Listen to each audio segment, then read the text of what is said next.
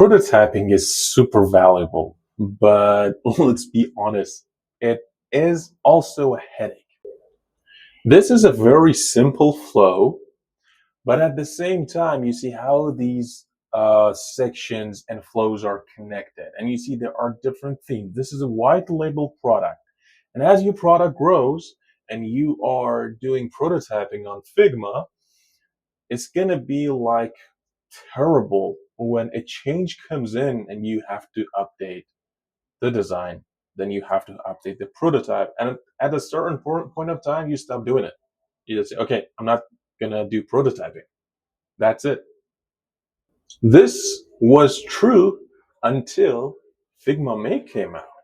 So I had used Figma AI before, and I wasn't really sure if I want to actually give it a go or not, but I'm really into experimenting. So I tried it out. And to be honest, it was surprising. So I used it in an existing project, a SaaS product in a desktop view, and it was really good. The result was actually good. I could create like responsive layout. I could add animations, but at the same time, there were some tricks, and I had to run it a couple of times to understand. Oh, this is how I should work with this, and this is where I should not work with it.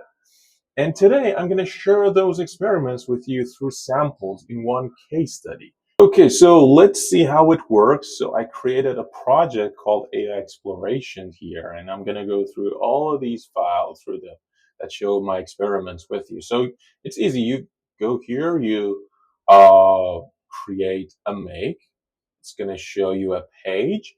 And if you have a design system, I have a design system here, a library, and you can publish it and connect it to Figma Make. So it would refer to that design system while it's creating those pages. And that's actually a good feature. A lot of people are struggling in vibe coding to build consistent design. So I'm going to pass this a screen and I'm going to show you how I started. So for the first version, I started with a simple prompt, which is here. So if you click on these, it's going to actually show you the previous versions. That's also a cool feature. So I said, create a splash screen for a PWA restaurant ordering app. And this is what it generated. And I like the results, to be honest. It's really good. So I couldn't have built something faster. So I really liked it.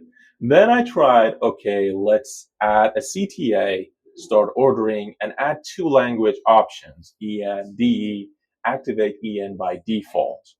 So it's going to show the other version to you. Good, right? It already has animations, and it's really good. It's really nice. And I really liked it. So the next thing was move the language selection below the CTA, remove the preparing, this one, the dialog that's there. And this was the final moment. Yeah, done in like 1 minute. In 1 minute, I created this design. And the cool part, I can copy this and move it back into Figma and start working on this. How cool is that? So let's not rush. Let's get into the other experiment. So I thought I already have some designs. Let's give it that design and see how it can build it. And I shared a Figma design, a prompt. I'm building a PWA for restaurant coding.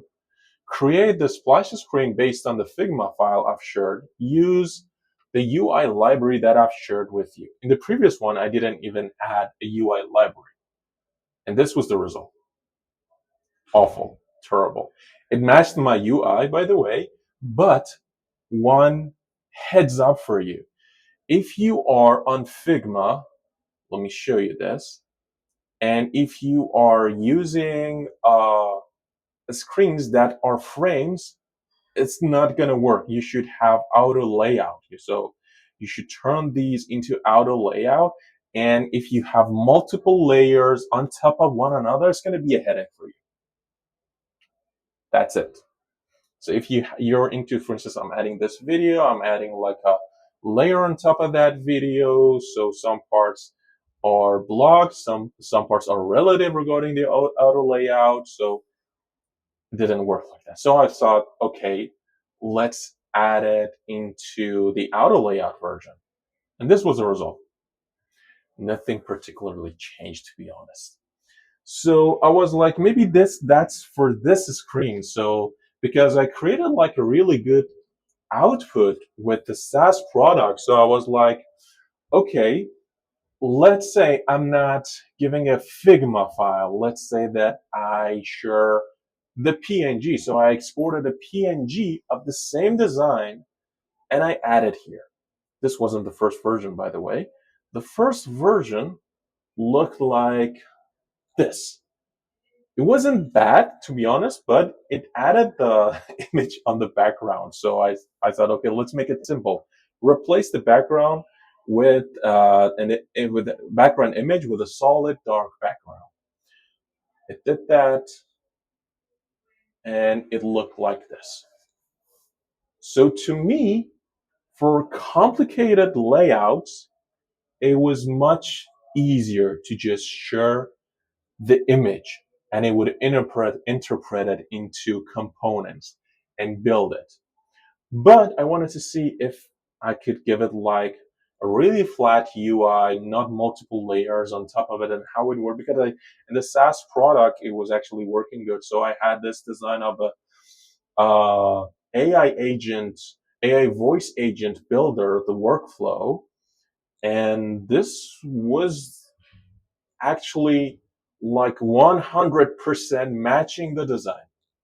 That was awesome. So I shared the file. This is an AI voice agent builder SaaS. Build this page on React based on the UI that I've shared. It's 100% match with the design that I have.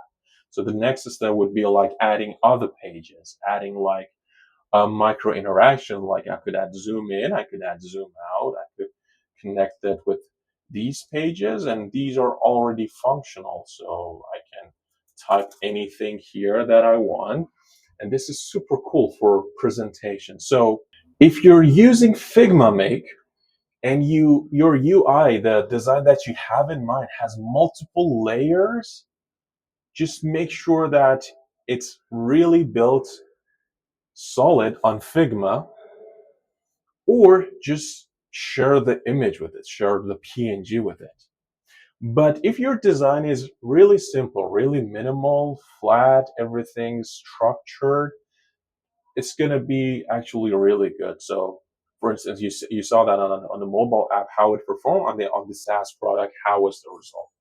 My take is that I'm going to start prototyping again because it's going to be like really fast and it doesn't have the headaches of connecting every spaces. And at the same time, I can start with a prompt, an idea, build a design, and then copy it and move it back into Figma and work on a high fidelity part and then move that back into Figma. That I really like, but still not ready for actually build of the product because it's not connected to Git. It's the coding layering is really complicated. Maybe it's me, but I'm much more comfortable when it comes to work connecting like OpenAI Codex or Claude into Cursor because I can see my components, I can see my library, I can see specific pages, and I can dig into them, change the code manually, and run it on local host and actually see how it looks like, work offline. So these are the things that I think you needed when you're actually building something, and you can the APIs. I think it's not built yet on Figma Make, but I'm sure that the founders, the team behind it, are already thinking of these issues. So they're going there. So my take, use it for prototyping. It's a great tool. Write what you think in the comments below. Let's share idea. Have you used it before? What has been your experience? And would you be using it from now on? And why would you be using it? What would be the use case? I'd be happy to share thoughts in the comments for a conversation. And if you want to dig deeper, just DM me so we can talk about it. I'm more than happy to share and exchange ideas. And if you are into actually seeing how we can build actual MVPs, actual products using AI, using vibe coding, don't forget to follow me. Let's get in touch. See ya.